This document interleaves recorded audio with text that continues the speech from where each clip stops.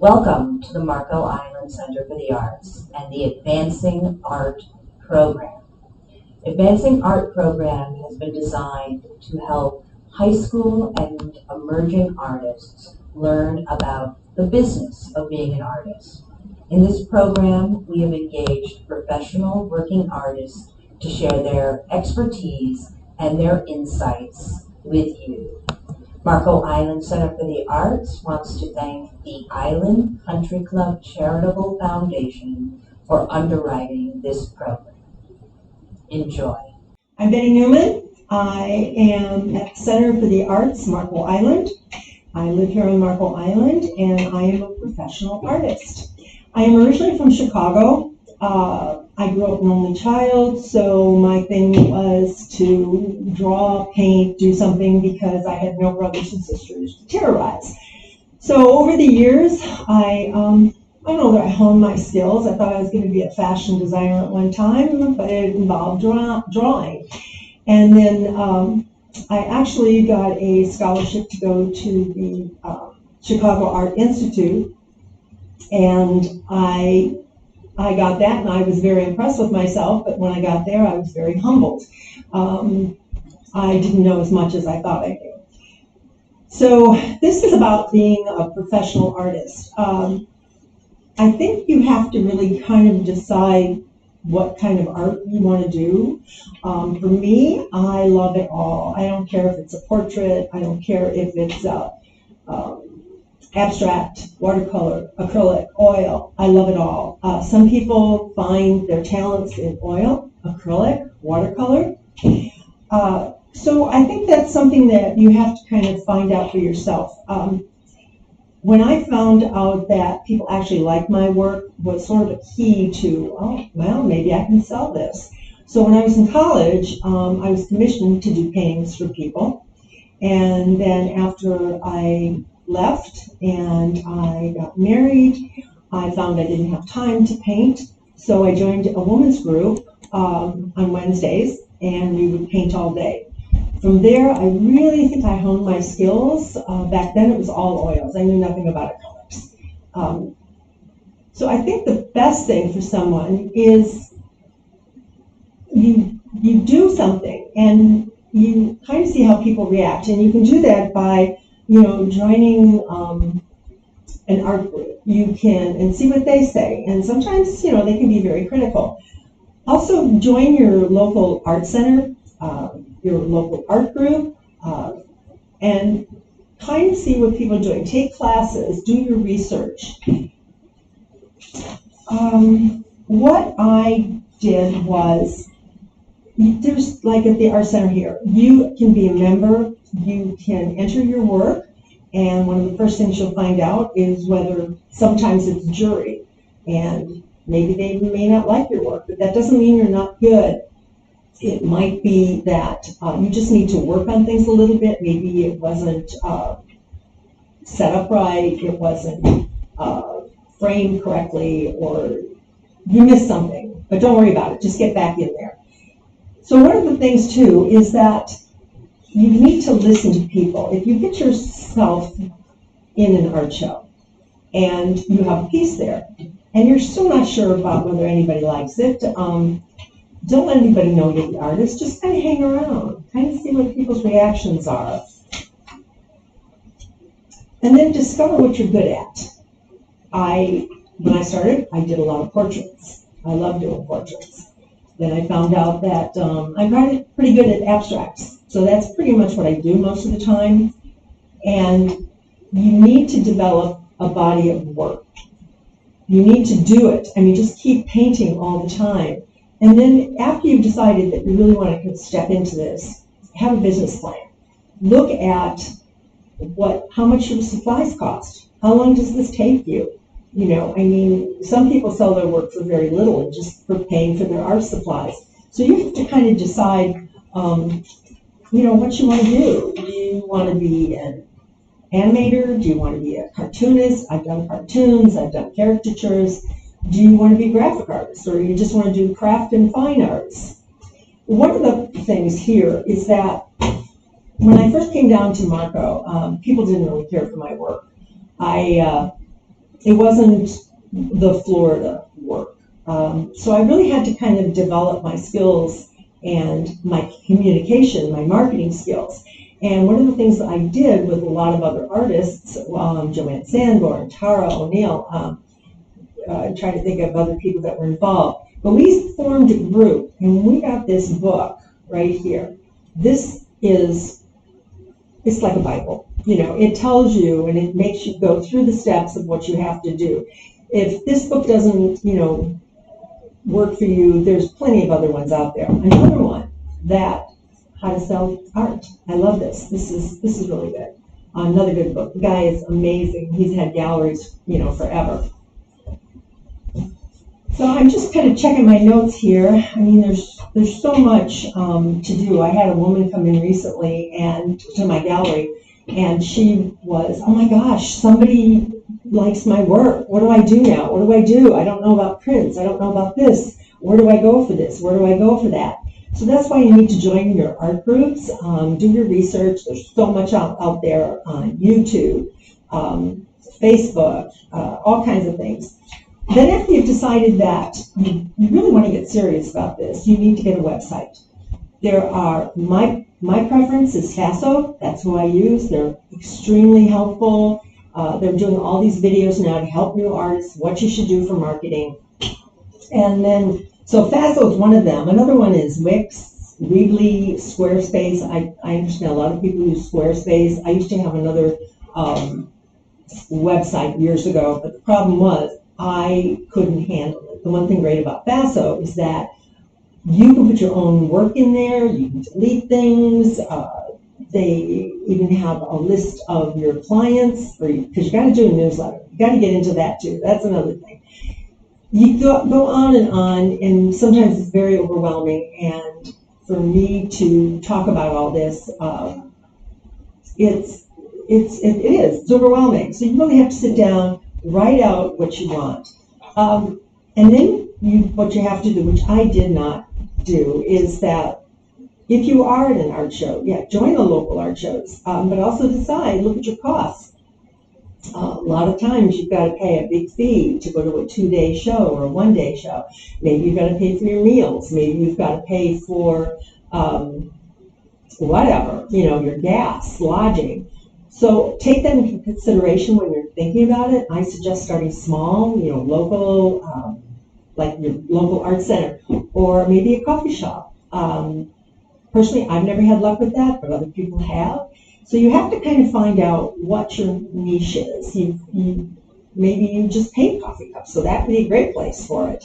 And then once you start this and people are interested, I have a little card, a client card that I keep at my gallery, that if somebody's interested in my work, they write up their name, their address, what they're interested in. Also for my clients that have bought things, I have a special database for them. And then once you've got to the point and getting your website and stuff, expand your marketing efforts. All right, go get on Instagram. You can have an Instagram page. You can have a Facebook page. It doesn't cost you anything.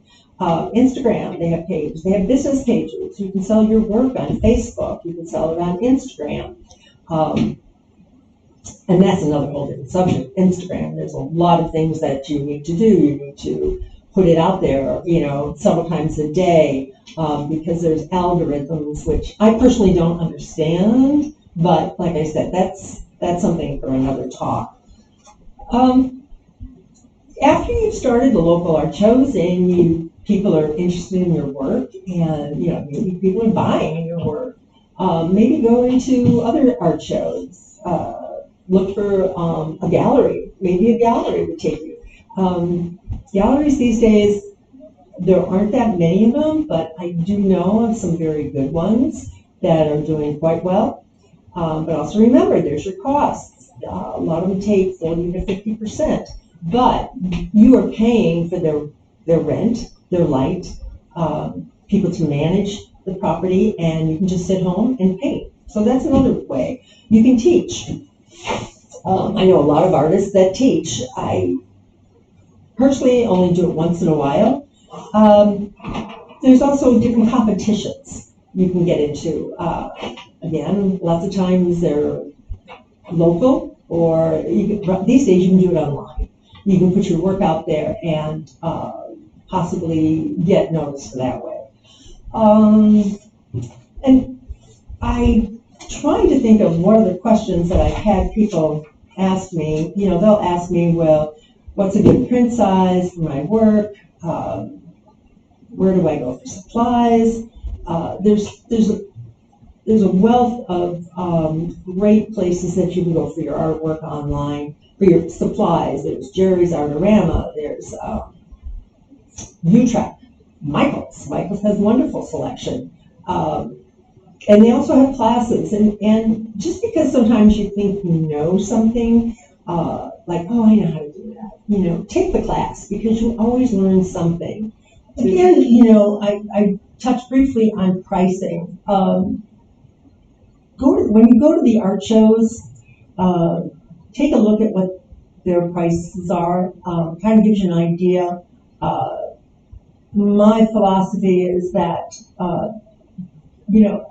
you can start off, especially if you're a beginner, then you find out how much your people are willing to pay for your work. So if you started, I disagree with people saying go low, because lots of times there's this perception of value. If you put a higher price tag on it, people think, oh, it's worth a lot. But don't go crazy, okay? Especially if you're just beginning, because people are going to look and go, well, why are you selling it for that price? So kind of keep that in mind. Go around, go to the different shows, see what people are selling their work for. And if you go, wait, I don't make any money on that. I mean, especially if this is what your profession to be, you have to think about the costs, all right? And another thing where I find some artists that they will sell their work for a certain price, but when it goes into a gallery, they'll up their price because they know that the gallery will be taking, 40 or 50%. Don't do that. Do not do that. And first of all, the galleries will be so upset with you, and they will just shut you right off if they find out about it. Also, they have this, a lot of them have it where you can't sell your work within so many miles of them. So if you're looking into getting into a gallery, these are some of the things you should ask them. But please be respectful. Don't charge less. And I've had people call me and say, oh, I saw your work in this gallery, but I don't want to pay that much money. How much do you want? What can I get from you? No. You've got to have some pride. You've got to have some respectability. Also, when you're doing your work, the story. People love stories. It could be whatever. Now, this piece behind me, it's a piece series, P-E-A-C-E. The story is that it's Marco Island. It's peaceful. The shells are from the beach here. I collect them myself, and my kids have collected them when they were down here. So that's my story. When I come down to Marco, it's like, you go over that bridge. So you have that feeling. So think about when you are painting, why you're painting it. How does it make you feel? And have a story. Talk about it. It could be like, Mary Sue lost her shoe, and this little girl sitting there without her shoe, and she's so upset. But make it, just be true. Just be true to yourself. Photography. If you're going to take pictures of your own work, research what you're supposed to have, because if you're going to put that on your website, you want it to look really good. Some cameras are excellent, other cameras aren't good. You got to check about the lighting, where it comes from one side, it comes from the other, no glare. And if you put your work under glass, try to take a picture of it before it's under glass, and take out the frame. Another thing people are doing is, if you have a piece of artwork and it's small, you could be holding it, or you could put it on next to something that it can be relative to, like a pencil. Okay, this is about the size of this piece. People sometimes visually can handle that better. I have always been under the philosophy my whole life, and it's been very good to me, is that if you can visualize it, it will happen. Throughout my career, I visualized, selling my paintings. I did that. I had a photo finishing business for a very long time. And I actually still use some of those same materials in my artwork. I visualized that somebody would send me off somewhere, and I would paint their homes. And they did. I used to go down to the Keys, and they put me up for a whole week. I visualized my work getting into a gallery. I got into a gallery. And just because you visualize it does not mean you don't do the work. You got to do all the work. You got to do your research, look into them, and go to the gallery and see whether this is something they might like. I visualized having my own gallery. It's happening. A lot of work. And I help sell other people's work. And I always love when I do a piece that they're taking me home with them, whether they like it or not. My personality's in there, so you've got to decide, you've got to love what you do, all right? And you have to love what you paint. And maybe it's not for everybody, but somebody will love it. And that probably is one of the better feelings, the connection, growing up an only child. That's how I communicated. I would draw, and people would react to my paintings. It's not easy, and most of the time people will say, okay, got to have a little side job, because it does take a while. Oh yeah, there's the people out there that totally, make it right away, or you think they make it. They might have been doing this for a long time. Follow some Instagram people. There are some great marketing people out there. I can't keep up with it. I don't do it as much as they do, but there's a system, and these people sell. You just got to find out who your market is. Also, is it young hippie people? Is it kids? Is it children's art? Some people just do mermaids. Some people just do landscapes. Joanne Sanborn, she does amazing Everglades paintings. So that's kind of been her niche. All right, so let's kind of break this down. Okay, one of the books I think you should get is this one. If not, find another book. So much information in this. Another one, I'd rather be in the studio painting. Not everyone likes to market. Nobody likes to, talk about things, especially about themselves. Some artists actually hire people to talk about them. That's why they're in galleries. So it's just breaking it down, things you need to do, hone your skills. Do the best work you can. Don't put anything out there that is junk, okay? And make sure you love it. And then test your skills. Join your local art center. Put your work in maybe somebody's coffee shop or restaurant. Kind of see the reactions for it. And then discover what you're good at. Some people may like watercolors, but they're not very good at it. Or they find they really love oil. So maybe it's pottery. Maybe it's a craft. Fiber arts. There's so many different things you can do. And develop that body of work. Have at least 10 to 14 before you start going and pushing it out in public, because what happens? Somebody buys something and you don't have anything else to back it up. Also, if you get into an art gallery, lots of times they want your work to be consistent, and that's a big thing too. You've got to have a consistent body of work. It might be a series, like my piece series. I do these different sizes, different shades, but it's basically a series. Sometimes there's seagulls on there. Sometimes there's a lot of shells. Sometimes there's no shells. So just be ready for that. And again, do your research. Make sure you learn how to photograph your work. Lots of great YouTube videos, on the internet. I mean, years ago, artists didn't have to market themselves. you could just go to a gallery and say, okay, she's going to do this, Mary's going to sell this and talk about my work. Well, now it's totally changed. And then create your website. It can be basic, it doesn't have to be real fancy. And just make sure your pictures are good. Make sure that people can get in touch with you from it. And then, have a business card. So you can say, hey, check out my website, look at my new work. Increase the quality of venue and the groups. Maybe look for a gallery representation. Go to an international art fair. Just start step by step and see what happens. And then just follow your path. Build your resume.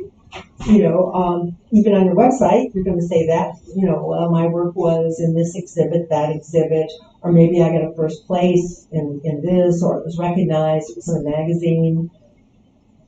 And then once people start buying your work, try to get their information. Now, if you're with a gallery, lots of times they're not going to give you that information. They're not going to give you the client's name. So if you do an art show, if you get involved in art shows, which is, again, that's another whole story about having a tent and weights, and I do outdoor art shows. So you can also have people fill out these cards, like I mentioned earlier, and then you can get in touch with them. And it's just not, if they do buy something, write them a thank you note, a personal one, handwritten, not just an email, okay? I know postage is a little more expensive. It could be one of your cards. It could be a picture of the artwork they bought. Or maybe they were interested in some other piece of your work. So send them a picture, send them a little, card. And let's see here. Expand your marketing efforts. That is something that is endless. It's truly endless. You think, years ago, as I mentioned, an art gallery would do things, but now you have to market yourself. You have to approach people. And when you do, I know sometimes people think, oh, he's an artist. He's, he's all grungy looking and all that. No, present yourself. Present yourself, as how you would like to be known, as how first impressions are huge. I gotta admit, when I'm at the gallery, I'm usually working, so I don't look, I don't have the pink blouse on. I have paint splattered jeans. I have paint splattered shirts on because I'm usually working. I'm painting, and I'm just not the neatest person when I'm painting. So again, if you visualize it, it will happen. But do your work, do your research, and I wish you the best on your journey. Thank you.